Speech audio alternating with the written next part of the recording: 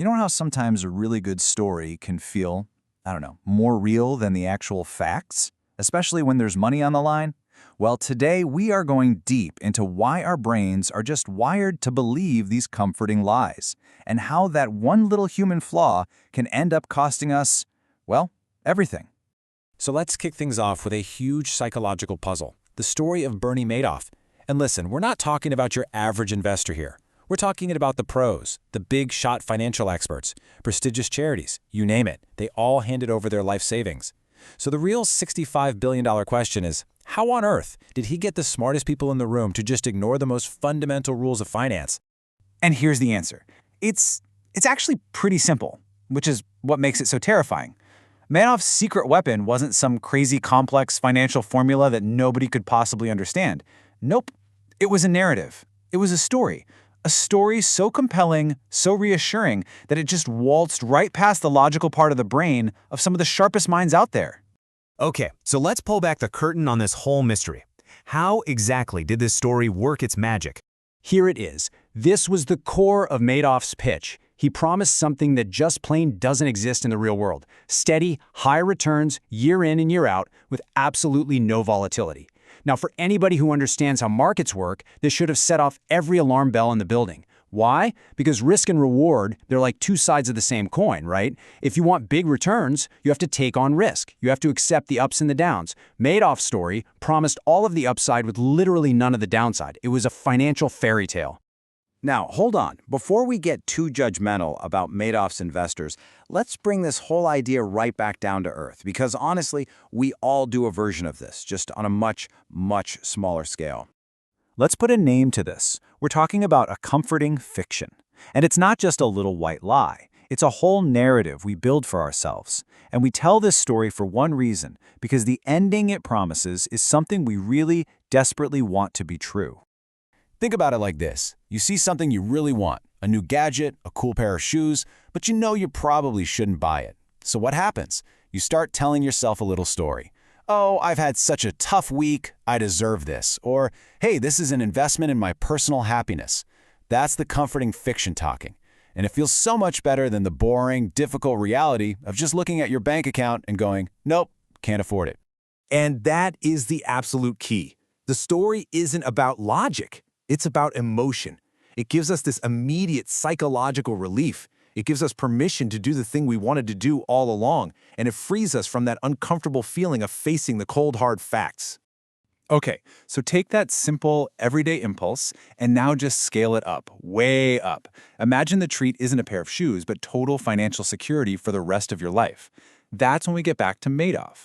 He didn't just tell a comforting fiction, he crafted an absolute masterpiece, and it was perfectly tailored for his audience.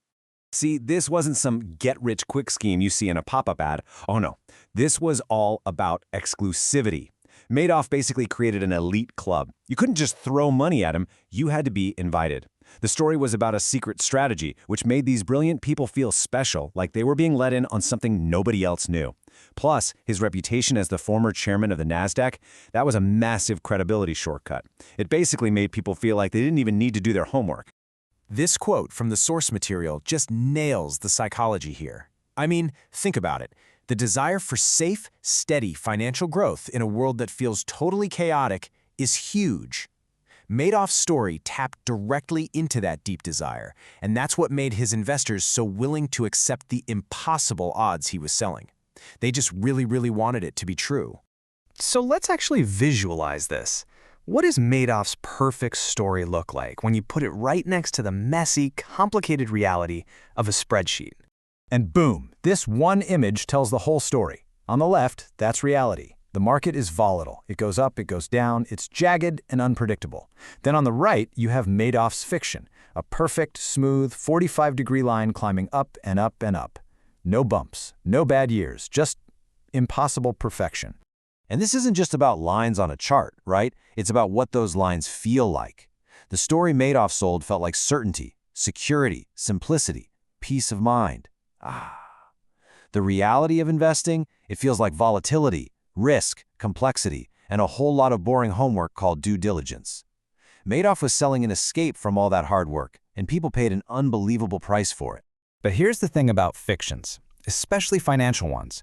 Sooner or later, they always run headfirst into reality. And when this story finally ended, the crash was catastrophic. Let's just put a number on the cost of this particular fiction. $65 billion. That's the amount of paper wealth that just vanished, evaporated overnight when the story finally fell apart. It was the biggest Ponzi scheme in history, and that number right there, that's the real price tag for believing a lie, no matter how comforting it is. And beyond the money, there was this deep psychological damage. It's a concept called cognitive dissonance. For these incredibly intelligent, successful people, the real pain came from trying to hold two completely opposite ideas in their head at the same time. One, I am a smart, savvy person, and two, I fell for the oldest, simplest scam in the book. That internal conflict is absolutely crushing. So the crucial question is, how do we protect ourselves? How do we make sure we don't end up paying that price? Let's get ourselves a toolkit. Okay, here are 3 mental exercises you can start using today. First, get really good at separating the story, the narrative, from the actual numbers. Ask yourself, is the appeal here emotional or is it mathematical? Second, you have to actively look for evidence that you might be wrong. Instead of just looking for proof you're right, ask, what am I missing here? And third, stress test the what-ifs. Ask, okay, what happens if the market crashes? What if the secret ingredient stops working? If the answer you get back is always, don't worry, it's guaranteed, run. And that really is the bottom line, isn't it? This is the essential skill, not just for investing, but frankly, for navigating modern life. You have to train yourself to be a disciplined skeptic, someone who can appreciate a good story without ever letting it blind you to the cold, hard data on the spreadsheet. So I'll leave you with a question to take with you. The stakes for you and me might not be $65 billion, but we all tell ourselves little stories to make our choices feel better. So just take a second and ask yourself, what comforting fiction might be costing you?